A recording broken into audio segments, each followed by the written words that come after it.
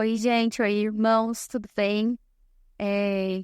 Hoje eu tô aqui para poder compartilhar com vocês algo que o Espírito Santo falou comigo. Mas antes eu gostaria que nós orássemos. Vamos orar? Senhor, eu te louvo, Pai, por este momento em que nós temos a liberdade de compartilhar a Tua palavra. Que podemos, Senhor Jesus, estar na Tua presença.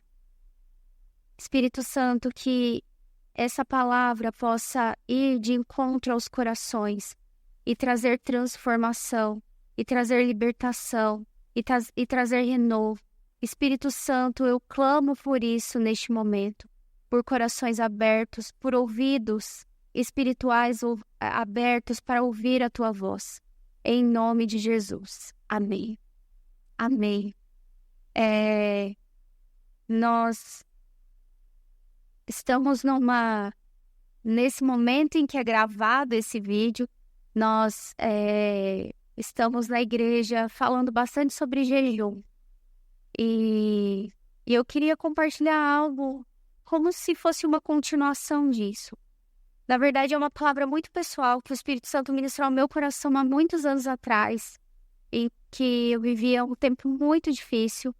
E ele me deu como uma resposta. E eu creio que pode ser uma resposta para você hoje.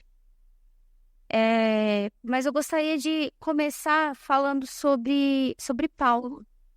E fazer uma breve introdução aqui. Paulo, ele tinha um currículo impecável, né? E em Filipenses 3, capítulo 3, versículo 5, fala assim, que ele foi circuncidado no 8º dia de vida, filho da descendência de Israel, da tribo de Benjamim, hebreu de hebreus, quanto à lei, fui fariseu. É isso que ele fala. E ele sendo fariseu, ele tinha a prática do jejum na vida dele. Porque o fariseu, ele jejuava 2 vezes por semana, tirando lá os outros jejuns que eram estipulados. E nessa jornada, Paulo, antes de se tornar Paulo, ele era Saulo, e ele era um perseguidor da igreja. Mas um dia ele teve um encontro com o Senhor. E nesse encontro, ele foi transformado. E a jornada dele começa, olha que interessante, a jornada dele começa com o jejum. Lá em Atos 9:9. Vou tentar aqui ser bem rapidinha para poder ler para você. E você pode acompanhar aí com a sua Bíblia. Por 3 dias estive cego. Depois que ele caiu do cavalo, eles levaram ele para Damasco. Ali fala, por 3 dias estive cego, durante os quais não comeu, nem mesmo bebeu. A jornada de Paulo começa com um jejum daquele bem caprichado. 3 dias sem comer e sem beber. E durante a vida dele, ele tem uma vida de jejum. E em 2 Coríntios, capítulo 11, versículo 27, nos permite saber dessa jornada dele, que diz assim: trabalhei arduamente por diversas vezes. Fiquei sem dormir, passei fome e sede, e muitas vezes atravessei longos períodos em jejum. Suportei frio e nudez. Olha isso, gente, que tremendo. Paulo ele já tinha o costume do jejum. A jornada cristã dele começa com o jejum. E ele tem uma vida jejuada. E a gente vê os frutos disso. Quais são os frutos disso? Olha quantas cartas ele escreveu. Quantas pessoas ele alcançou. Mas eu queria compartilhar com vocês uma dessas histórias. História de respostas e história que comprova quando você tem um bom relacionamento com Deus, uma vida de jejum, de oração, o que Deus pode fazer através da sua vida. E a nossa história, então, vai lá em Atos, capítulo 16. E é aqui que começa a nossa história, no versículo 6, a partir do versículo 6. E diz assim: E viajando por toda a região da Frígia e da Galácia, Paulo e seus companheiros de ministério foram impedidos pelo Espírito Santo de pregar a palavra na província da Ásia. Quando avizinharam-se da região da Mísia, procuraram subir até Bitínia, mas também o Espírito de Jesus não lhes permitiu. Me responde uma coisa: como uma pessoa sabe que ela tem que ir ou não para um lugar? Somente através do Espírito Santo. Somente através de uma vida de intimidade com o Senhor. Somente através de uma vida de jejum e oração. No versículo 8, vamos continuar. Então, contornando a Mísia, desceram para Troade. Durante a noite, Paulo teve uma visão. Nela, um homem da Macedônia em pé rogava-lhe: passa a Macedônia e ajuda-nos. Imediatamente após ter recebido a visão, preparamo-nos para partir rumo à Macedônia, concluindo que Deus nos havia chamado para pregar o evangelho aos macedônios. Gente, olha que tremendo. Quando você tem uma vida jejuada, uma vida de jejum, de oração, é muito simples ouvir a voz do Senhor e obedecer. Olha só, vamos falar assim, 3 pontinhos apenas aqui do que o jejum nos leva, o jejum e a oração nos leva. Primeiro, a ter sensibilidade em ouvir a voz de Deus. Quando você jejua e você ora, você tem um relacionamento com Deus, você fica sensível para ouvir a voz dele. E mais, você obedece prontamente. Porque às vezes só ouvir e não obedecer não adianta. Mas você obedece prontamente. Então você acaba estando no lugar certo e na hora certa. Você quer ver isso? Olha só. Versículo 13 agora. No versículo 11. Navegando de Troade, seguimos em linha reta até Samotrácia e no dia seguinte para Neápolis. De lá, rumamos para Filipos, que é aqui a nossa história, que é a cidade mais importante desse distrito de Macedônia, da Macedônia e colônia romana. Nessa cidade ficamos vários dias. Agora, no dia de sábado, saímos da cidade para a beira do rio, onde imaginávamos encontrar um bom lugar para orar. Assentamo-nos e começamos a conversar com algumas mulheres que ali também estavam reunidas. Olha só, quando eles chegam lá, e foi aqui que o Espírito Santo falou muito comigo. Quando eles chegam naquele lugar, eles vão em busca de um lugar de oração. Tem algumas versões, e pode ser o caso da sua, que fala que eles foram em busca de um lugar de oração. A primeira coisa que eles fazem é buscar um lugar para orar. E nesse lugar, uma mulher se converte, porque no versículo 14 e 15 fala sobre isso, sobre Lídia, uma mulher chamada Lídia, vendedora de púrpura, de tecido de púrpura da cidade de Tiatira. Ela abre o coração, recebe a palavra, é batizada, ela e a sua família, e ela constrange Paulo e os seus companheiros para ficar na casa dela. Ai, que coisa tremenda! Num lugar de oração, olha só, primeiro lugar que eles foram foi um lugar de oração. E nesse lugar, vamos dizer, que a primeira igreja ali é formada, através de Lídia e a sua casa. Eu imagino que Paulo e os companheiros, eles devem ter pensado assim: nossa, realmente Deus falou comigo. Uau, a gente teve sucesso nessa empreitada. A gente conseguiu. Olha só, uma família se rendeu ao Senhor. Nós agora estamos inaugurando uma igreja em Filipo. Mas a história continua. E vamos lá.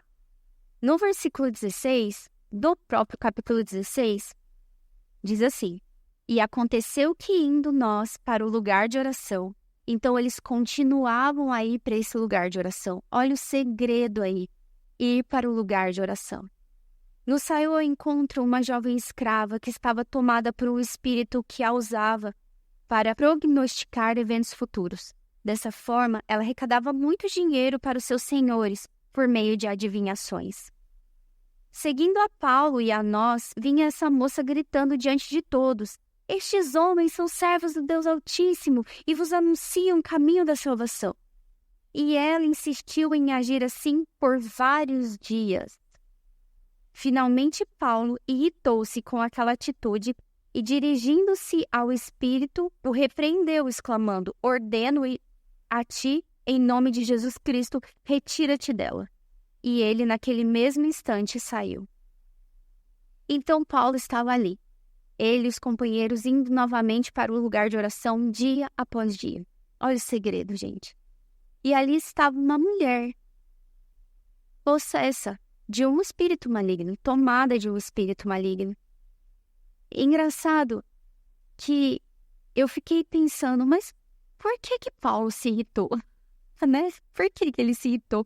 Por que ele já não foi de cara e expulsou o demônio? Paulo teve discernimento de agir na hora certa, do jeito certo. E eu quero dizer para você que quando nós nos colocamos em buscar o lugar de oração, coisas são levantadas, situações são levantadas para nos tirar desse lugar, para nos irritar, para fazer a gente ficar distraído. Quantas vezes, me responda, que você resolveu orar, se ajoelhar, e o que aconteceu? O telefone toca, a criança chora, o cachorro late, toca a campainha e tudo coopera para que você não fique no lugar de oração. Muitas coisas vão se levantar para te impedir de estar no lugar de oração. Mas você precisa ter discernimento, porque a sua luta não é contra a carne ou contra o sangue, assim diz em Efésios, mas contra principados e potestades. Então, a sua luta não é contra o seu marido, não é contra o seu filho, não é contra o mundo.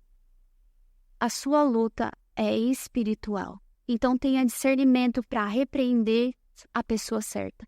Paulo não mandou embora aquela mulher. Vai embora daqui, sua mulher louca, que fala sem pensar. Você está querendo o quê? Porque aquele espírito não queria enaltecer o nome de Deus. Ele não estava ali interessado em enaltecer o nome de Deus. Ele não estava ali querendo honrar a Deus. Então, Paulo teve o discernimento de saber expulsar o que deveria ser expulso, que era aquele espírito. Mas vamos continuar. Então, novamente, naquele lugar de oração, olha o que acontece, que tremendo, uma mulher é livre, uma mulher é liberta.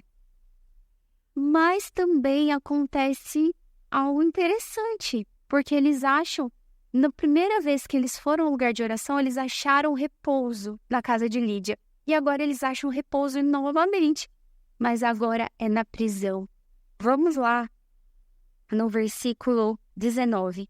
Percebendo que a sua esperança de lucro havia se esgotado, os proprietários da escrava agarraram Paulo e Silas e os arrastaram para a praça principal diante das autoridades. No versículo 22, então uma multidão unânime os atacou e os magistrados, rasgando-lhes as roupas, ordenaram que fossem açoitados com varas. Depois de tê-los espancado muito, os jogaram na prisão, recomendando ao carcereiro que os vigiasse com toda a atenção.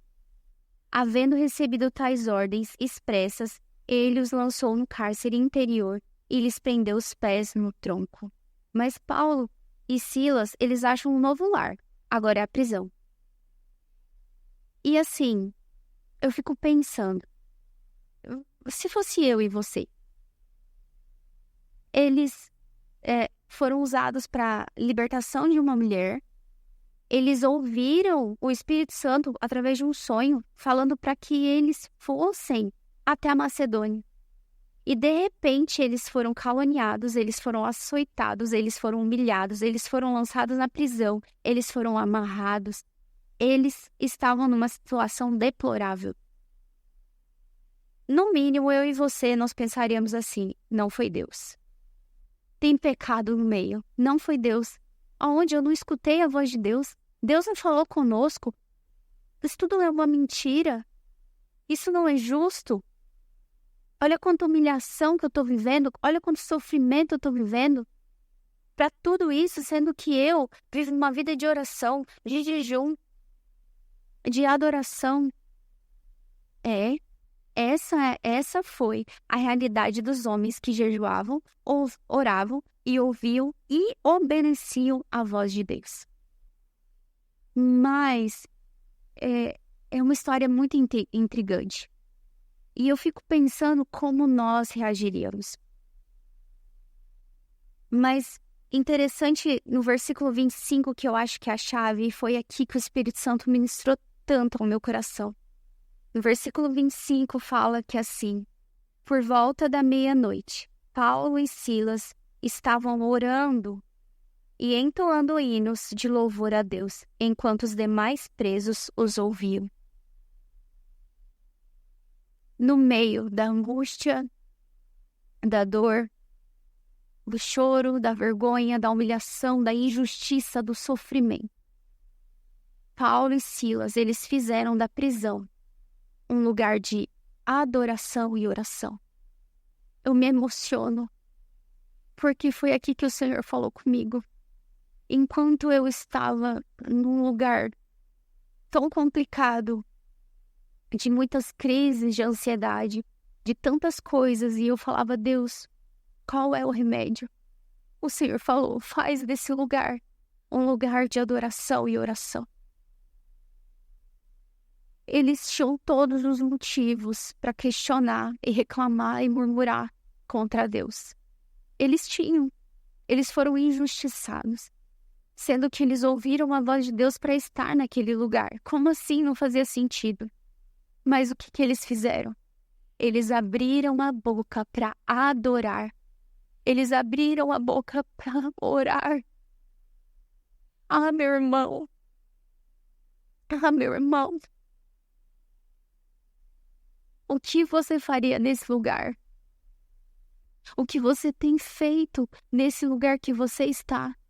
Eu não sei o que você está vivendo, talvez lutas terríveis, coisas que eu nunca passei. Só você sabe.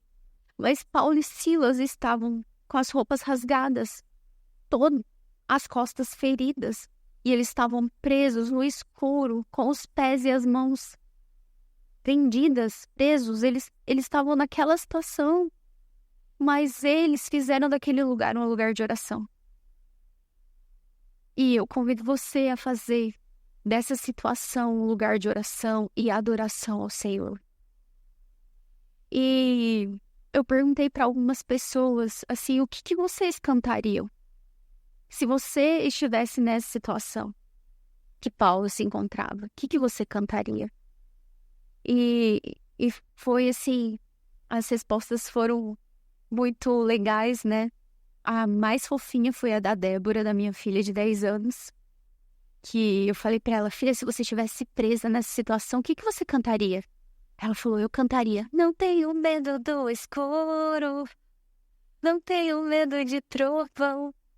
Eu achei isso muito fofo, é o que ela cantaria.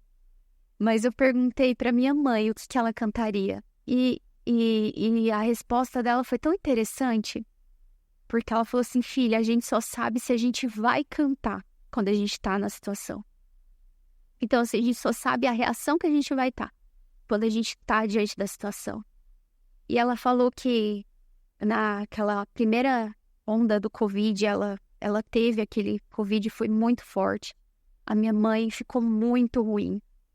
E ela falou assim que ela cantou uma canção ao Senhor, que era a canção que dava força. E ela cantava aquela canção, que é uma canção do Marcos Witt, se eu não estiver enganado, que fala assim, tua fidelidade é grande, tua fidelidade incomparável é, nada é como tu. Bendito Deus, grande é a tua fidelidade. E Deus se mostrou fiel. a minha mãe e tirou ela dessa prisão que ela viveu, né, do Covid. E a minha pergunta hoje para você é: o que você cantaria? Será que você cantaria algo, Senhor? Eu sei que é uma loucura. Como assim? No meio do luto cantar? No meio da tristeza cantar? Mas sabe, Paulo e Silas, eles demonstraram uma confiança tão grande em Deus. Eles creram na justiça de Deus. E realmente Paulo entendia o que ele mesmo escreveu em Romanos 8, 28, que diz assim: estamos certos de que Deus age em todas as coisas com o fim de beneficiar todos que o amam, os que foram chamados conforme o seu propósito, conforme o seu plano. E de repente, no versículo 26, porque essa história ainda não acabou. Enquanto eles entoavam louvores ao Senhor naquela situação, versículo 26 diz: de repente, aconteceu um terremoto tão violento que os alicerces da prisão foram abalados. No mesmo momento, todas as portas abriram e as correntes que prendiam a todos se soltaram. Enquanto você adora, enquanto você ora, enquanto você vive uma vida de dedicação ao Senhor, independente do que você está vivendo, o de repente do Senhor virá. O terremoto virá. Tudo que precisa ser feito vai ser feito para ser solucionado o seu problema. E assim foi na vida de Paulo e Silas. De repente, ninguém esperava. De repente veio tudo abalou. Eles tiveram tudo aberto, todas as cadeias abertas. E não foi só eles, isso o Espírito Santo ministrou meu coração, olha que tremendo. Era Paulo e Silas orando, duas pessoas que no meio da dor se disponibilizaram a orar e adorar. Enquanto eles fizeram isso, todas aquelas pessoas que estavam na prisão foram libertas. As algemas de todos caíram. Olha como é tremendo, olha como é importante que nós nos posicionemos no lugar de oração e fazer do momento mais difícil da nossa vida um lugar de oração. Porque há libertação não só para você, mas para todos que estão ao redor de você. Todos que estão próximos a você. A libertação não é só para você, é para os seus pais, é para o seu marido, é para os seus filhos, é para toda a sua família. Dois se disponibilizaram. Isso moveu o coração de Deus. Isso moveu o coração de Deus, que trouxe libertação e salvação. Porque depois disso, o carcereiro fica desesperado. Ele já vai pegando a espada e fala: eu vou me matar. Por quê? Porque todos, ele viu que estava tudo aberto. Então, naquele momento, ele fala: eu tenho que me matar. Não tem esperança para mim. Mas Paulo grita lá da prisão, lá da cela dele: não, seu carcereiro, não faz isso. Estamos todos aqui. Ai, olha que resposta linda. Carcereiro, no versículo